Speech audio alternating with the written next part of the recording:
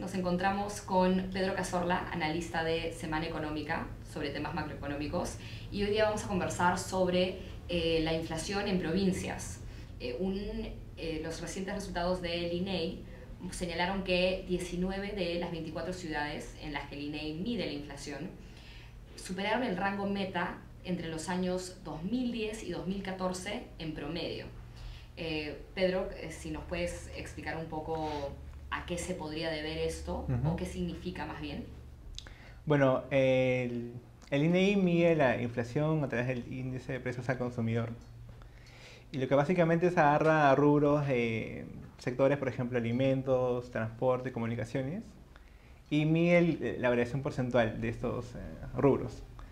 La composición de la canasta básica en Lima respecto a la nacional es bien parecida. Entonces por ahí no va el tema. Probablemente donde vaya el tema son los diferentes costos que hay por departamento. Por ejemplo, en Lima el costo de la electricidad es mucho más barata que en otros departamentos, por ejemplo, Loreto. Igualmente con, por ejemplo, el agua, hay diferentes precios del agua potable de los departamentos, y una variación en agua o en electricidad puede afectar de diferente forma a los departamentos. Y probablemente esto explique bastante la diferencia en precios. Otro aspecto podría ser el costo de transporte. Hay muchos productos que se producen en Lima, y cuando se tienen que transportar a provincias, ese costo de transporte probablemente se refleje también en el precio final en esos lugares. Entonces, si es que existe este desfase, como has explicado, significa que la inflación en Lima, que por mucho tiempo se ha considerado representativa del país, ¿debería dejar de considerarse así?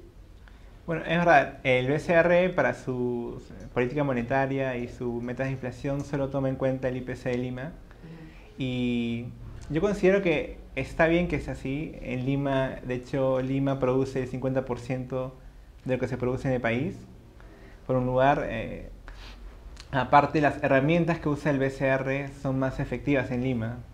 Acuérdate que el Banco Central utiliza encajes o la tasa de referencia, que básicamente utiliza el sistema bancario para impactar las tasas y así controlar la inflación.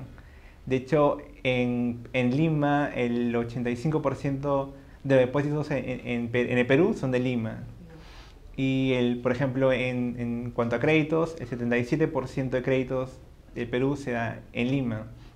Quiere decir que la penetración bancaria en Lima es donde es más importante, y por lo tanto es más efectiva en Lima la política monetaria.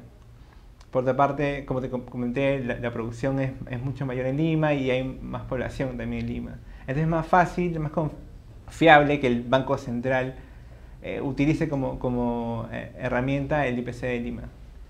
Ok, pero entonces esto significa que el BCR debería buscar herramientas distintas para poder impactar la inflación en provincias, ¿o qué se podría hacer? Lo más recomendable es que no siga usando como ha venido hasta el momento el IPC de Lima, pero también vea muy de cerca lo que está ocurriendo en otros departamentos, para que no vaya a ser una decisión monetaria, por ejemplo, bajar tasas cuando en otros departamentos hay mucha inflación. Sería un poco más algo cualitativo que cuantitativo, ¿no? Estar mirando cómo se comportan los precios en otras regiones, y que eso influya al final en su decisión final.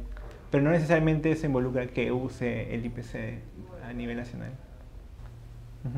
Ok, perfecto. Bueno, muchas gracias, Pedro, por conversar con nosotros, y con eso termina nuestra discusión.